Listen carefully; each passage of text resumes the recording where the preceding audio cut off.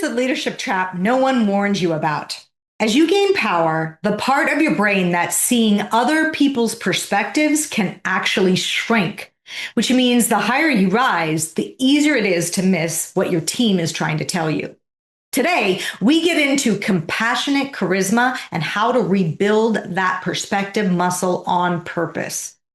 I'm Susan Drumm, and this is the Enlightened Executive, where your personal evolution sparks your leadership revolution. Each week, we spotlight cutting edge strategies to help executives and entrepreneurs grow in leadership and in life. My guest today is a former trial attorney, Heather Hansen, and she breaks down what charisma actually is, why compassion has to come first, and the small shifts that make people follow you because they want to. Heather is a former trial attorney and seasoned business advisor who merges 2 decades of courtroom experience with her expertise in psychology, hypnosis, and dispute resolution. Heather is the CEO of Belief Builders and has shared her insights at venues like Harvard Business School, Google, Stanford, and has appeared on platforms such as The Today Show, CNN, Fox Business, Dr. Phil, and Dr. Oz. Heather, it's so great to have you on the show. Welcome. Susan, I'm so happy to be here. So the interesting thing is we're both former attorneys, although I never ended up practicing. Yes, I went to law school and took the bar in New York and could have practiced, but decided not to and went into consulting. Did you end up practicing, or tell us a little bit about your career journey? I sure did practice. I went to Villanova Law. I had a psychology degree undergrad, and I went to law school knowing that I wanted to be a trial attorney. And I tried cases. I started working at the firm where I was my entire career while I was in law school, and it happened to be a medical malpractice defense firm. So I defended doctors, nurses, healthcare providers for 20 years and tried a lot of cases. Yeah. And loved it at the beginning. And then I got tired of it. I knew I never wanted to retire. And so I was starting to think about, well, what else can I do? And I got certified to be a mediator, thinking that I could help people to resolve issues before they have to go to trial. And that was not, it was kind of boring to me. And then I wrote my first book, which is called The Elegant Warrior, in 2019. And that led to speaking opportunities and a lot of people asking me to coach them. And so I started doing that work. And then I gave some speeches, which led to doing a lot of work within organizations, creating curriculum around communication skills and the things that we use in the courtroom to win and how they can be used outside of the courtroom. So now my business is focused solely on that, communication skills, primarily for healthcare organizations, providers, teams, but also leaders in all kinds. I've done work with Google and LVMH and Harvard Business School and lots of financial advisors. So I've run the gamut, but I really do focus on healthcare providers because I think that they have to face such difficult conversations and they're not trained on how to have those conversations. And so that feels like my next curve of my career. Yes. So helping people communicate better, in what format particularly? Is it more, and I'm thinking about your trial experience and now tell us a little bit about that transition and what flavor you bring to that work. So when I first started, I talked about it in my first website was called Advocate to Win. And I talked about the difference between communicating and advocating. So when you communicate, Susan, you share perspectives. You know, you and I right now, we are communicating. There's a slight difference when you're advocating, because when you're advocating, you want to change someone's perspective. And sometimes you do both, you know, but sometimes it's a different endeavor. And I think that a lot of people don't recognize that. But in the courtroom, that was the whole plan, right? You had to change a jury's perspective.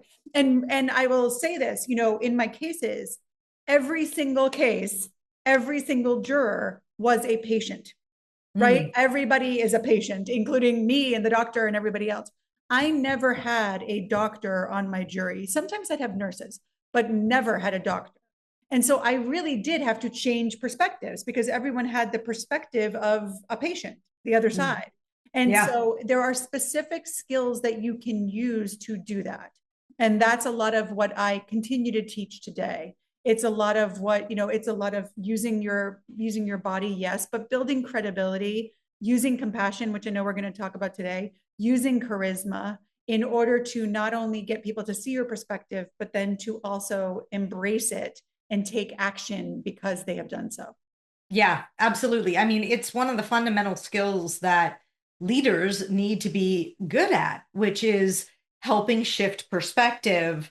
I talk about it in the form of patterns, helping people see patterns, helping them shift that pattern. Yeah. But a lot of that is the default ways that people are doing. It becomes the water you swim in, and it's not necessarily obvious that there's another way, there's another viewpoint to look at, right? And so bringing some of these skills, I think, would be incredibly valuable.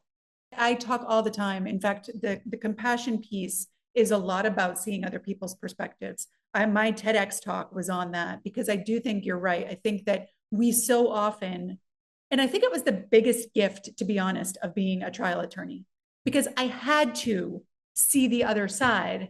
I always say you can't win unless you know how you can lose. You have to see the things that they can use to win and why someone might find for them and see the world from their perspective. And then you can address it and take it down and fight it and build your own and all of that. But I think a lot of people, especially today, don't want to. They want to kind of like put blinders on and say, this is what I believe, and that is Yeah. fine, but it is going to make you far less effective as a communicator, an advocate, and a leader. Yeah. Now, you've shared that what's really fundamentally required is compassionate charisma. So let's break that down. What do you mean by that? And how can we go a level underneath? Charisma is this term that's sort of thrown around. And when you're asked to define it, I think the way most people that I work with think it is something like when I leave the room, they're going to talk about how good I was, how well spoken I was, what a great speaker, presenter, and all of that. And the way that I like to define charisma is it's not what they say about you when you leave the room, it's what they do. Do you compel them to take the action that you want them to take? And that's the charisma piece. And we can talk about what the research actually shows lets that happen. But first, you need to have compassion. And the way that I look at compassion is you see things through the other person's perspective and then you act to help that perspective. And so if you do that first, if you sort of ground yourself in compassion, then the charisma and the specific things that you have to do to have charisma can come out of that in a way that helps everyone and is far more effective. And so I would imagine that working with a leader to ground themselves in compassion might look a couple of different ways, right? What do often you see mistakes that leaders said, oh, well, yeah, I'm compassionate. How are they showing up in reality? And what do you do to help shift them? Well, one of the things that's hard for leaders, and I feel badly for them, is research shows, and it's understandable, but research shows that the part of your brain that is good at seeing other people's perspectives gets smaller as you get more power. There's actually MRI studies that show that this is true, and of course that makes sense if you think about, we came from gorillas and apes, and as gorillas and apes get more powerful, they don't care about what the less powerful gorillas and apes think, right? Because they don't have to.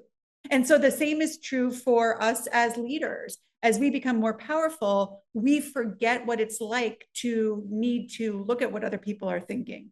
And so it really is starting to build that skill back up.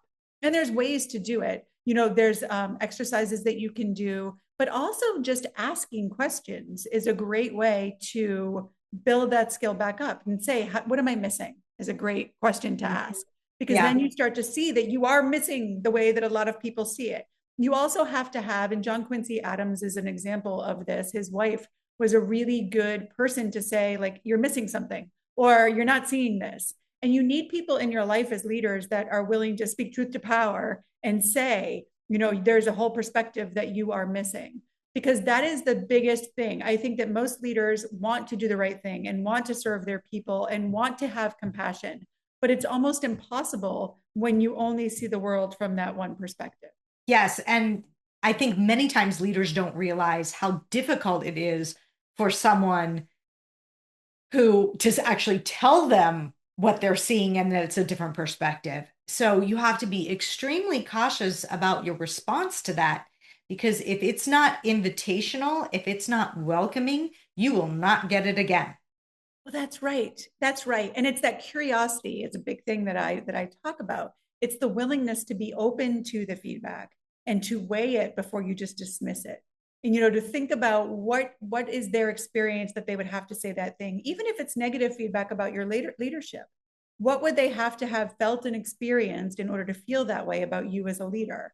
And to at least consider it makes you a stronger leader. It doesn't mean you have to always accept the feedback or think of it as true. But if you're not willing to see that other people are seeing you that way, you can't Yeah. decide whether or not you want to change it. Yes. And I think a part of that is that skill of not giving immediate pushback when someone comes to say they see it differently. Yeah. That is something, and as leaders, we think we need to set direction. Even if you think that person is way off base, take a beat. That's interesting. Let me see if I understand your perspective. So they feel heard, they feel understood. And then you can say, I see it differently. Here's what I see. Right. And then you're shifting. But so many times, I mean, I see this particularly, when we talk about Enneagram, often type 8 leaders, they will tell you that they really want their team to give them feedback and they don't understand why the team won't give them feedback. But what they don't understand is the energy of the response when they're getting feedback, because they like to kind of like they don't shy away from that conflict. They're thinking that their strength and how they're communicating their perspective is well received.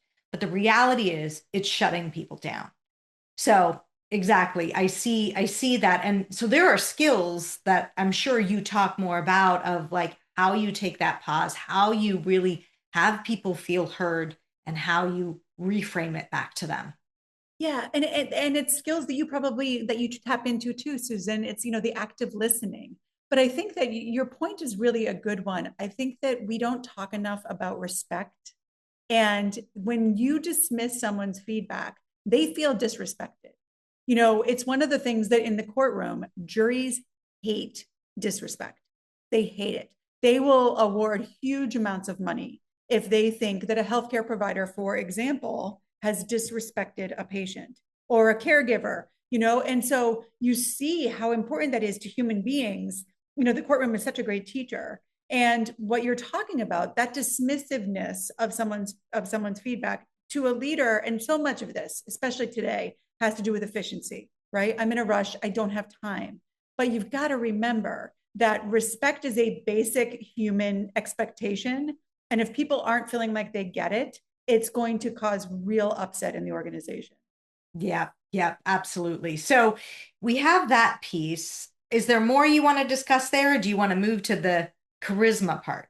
Well, no, I just think that people need to recognize that and this again comes from the medical research, but it applies everywhere. There's a gentleman named Dr. Stephen Treziak who did some research on, okay, patients want to be treated compassionately, but what does that actually mean? What are the actions we have to take to Yeah. show compassion? And there's 9 of them. We won't go through all of them, but they're important because they're the same things that leader can do, right? So Mhm. like focus on me when I'm talking to you. Do not have distractions. Don't put your computer, in the hospital, it's that, putting the computer between you and the patient. Sit down. Sitting down is a huge one. Sit down to talk to me. Sit down to give me feedback. Don't stand at the door. Huge. Speak to me by name. Also huge. Ask my opinion about the things that we're talking about or the things that you want me to do. These are specific actions. It's not just be compassionate, this fluffy thing. There are Yes. specific actions that you can take to show your compassion, that other people feel as compassion. And it has so much value for the relationship. What have you found for the healthcare providers who are able to do this in terms of their outcomes? It's huge. There's a book here. Let me pull it up just because it's sitting right here. It's Dr. Treziak's book. It is a big fat book that is just filled with the ROI of compassion in medicine. And it Mm, applies to all leaders. Anyone listening, if you're not in medicine, it doesn't matter. This book shows that when physicians, providers show compassion to their patients, the patients get better faster. They have better results. They have less pain. The hospitals make more money, so it's about the bottom line as well. And also, very important for your leaders, they're less likely to burn out. And so it's not, because sometimes, especially in medicine, we worry about compassion fatigue, and it can be the same for leaders in any organization. financial services, with the economy going up and down the way that it is right now, a lot of people feel as though, oh my gosh, I'm running out of compassion at the end of the day. And they worry that if they put themselves too much in the shoes of their clients, their customers, their colleagues, they will have that fatigue. But this research shows that that's just not true. Yeah, absolutely. That is so fascinating. So, when you think about the results that can get produced, until you do that compassion piece, it's going to be very difficult to shift perspective. And I know we were all under the gun and we just like, just do it my way, just do it this way, just get it done, right? But you're actually not going to produce the result you want. You actually will probably need less hand holding if you invest the time in the front end. 100%. And the thing that you do is you turn everyone around you into your advocates. When you know how to, I always talk about this, a good advocate turns the people around them into their advocates. So you don't have to hold their hands because the other people in the organizations are so beholden to you. They respect you. They feel that you give compassion to them. And then therefore they're loyal to you. And they're out there saying, let's do this. Let's make this happen. Be of service. Let's do this thing. And so you've really turned your team into a team of advocates. Mm-hmm. Great. And so the charisma piece, tell us a little bit more because it's always gosh, it would be so great to have charisma, right? Or some call it executive presence or Yes. gravitas, right? There's kind of different flavors of it. How do you define it and what moves the needle on it? So I am a big, again, the lawyer thing comes through, right? In the courtroom, I can't just talk about things. I have to have evidence to back it up. And so I'm big on research and science and making sure that we're not just throwing these things around. And there's a gentleman who's named Dr. John Antonakis, who is the premier researcher on charisma. And his studies are extremely well validated. He's sort of obsessed with it. He wants to make sure that he's actually showing that these things that he talks about move the needle.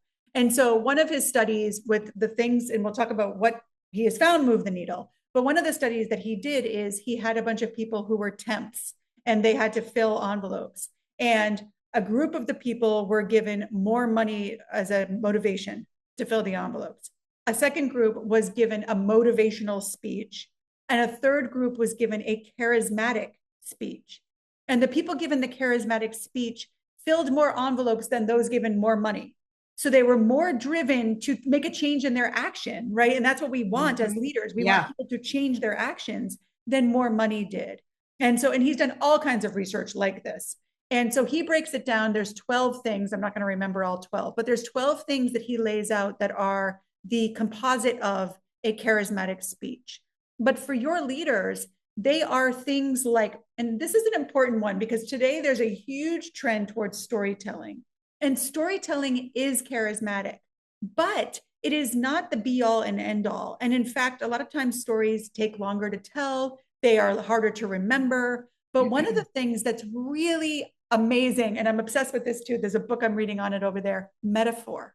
We think in metaphor. Metaphors are things we carry with us. And now that I know about metaphor, I see them everywhere. In the book that I'm reading now, I think it's called Metaphors We Live By. It talks about how we think up is good.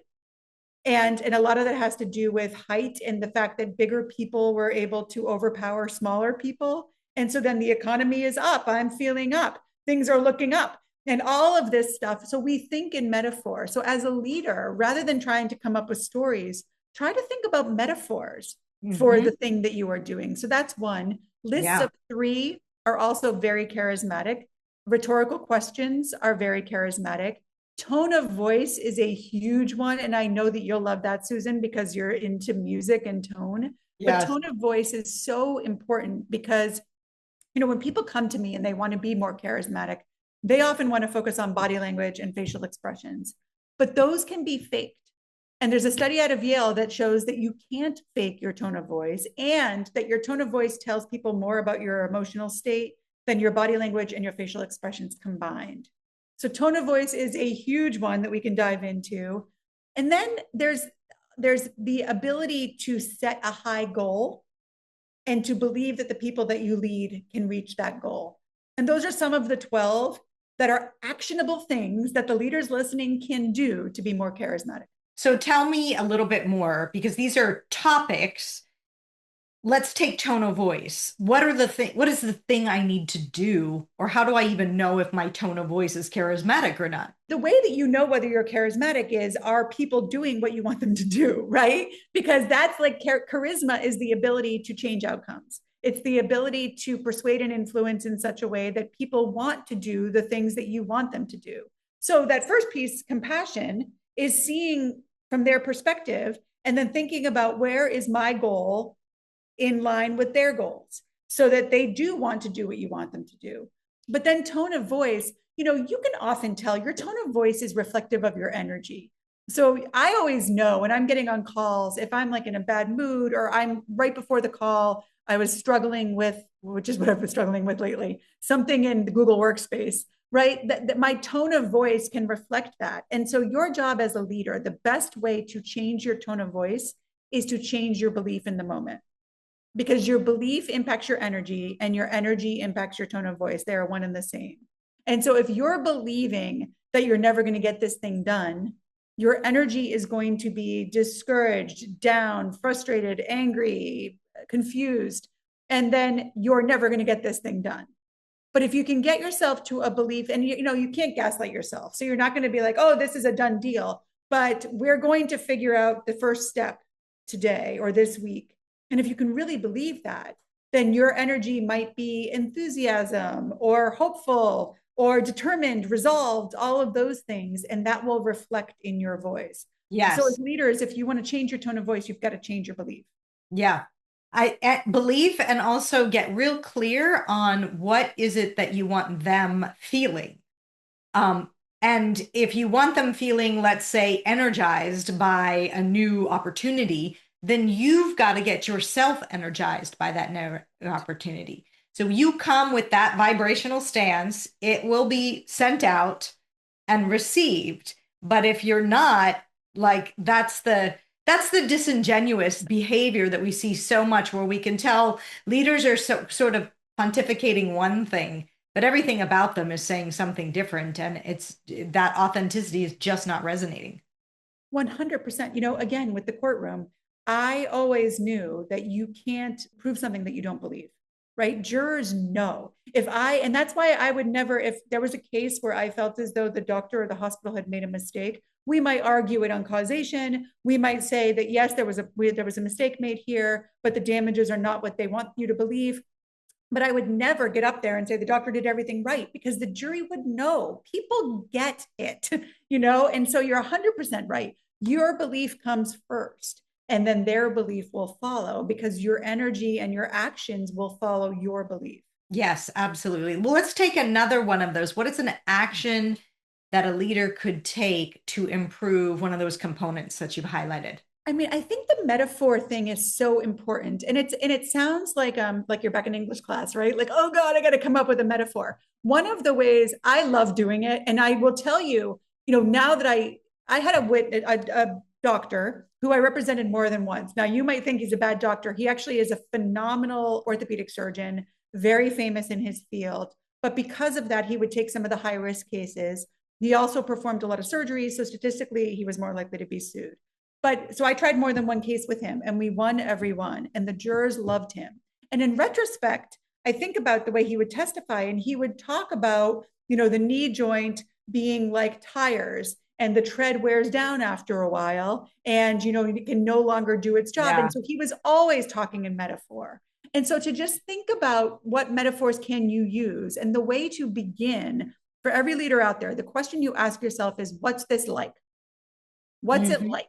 And Hmm. then just start brainstorming about it. What's it like? Or use AI. Honestly, you can describe what it is and ask AI for metaphor examples and start to think, oh yeah, this could work. This could really resonate. You can, although it's funny because AI, this is something it's not as good at as humans are Yeah. yet. It will get better, but it's funny because I have a metaphor that I'm using in some of my work with lawyers. And I put it into AI and it gave me a terrible one. I was like, what are some other options? And it gave me ones that I was like, no one's going to get those. And so it's something that the human brain Yeah. naturally does, but it's worth, and then just start paying attention to the metaphors in your life. Like we think about time as money.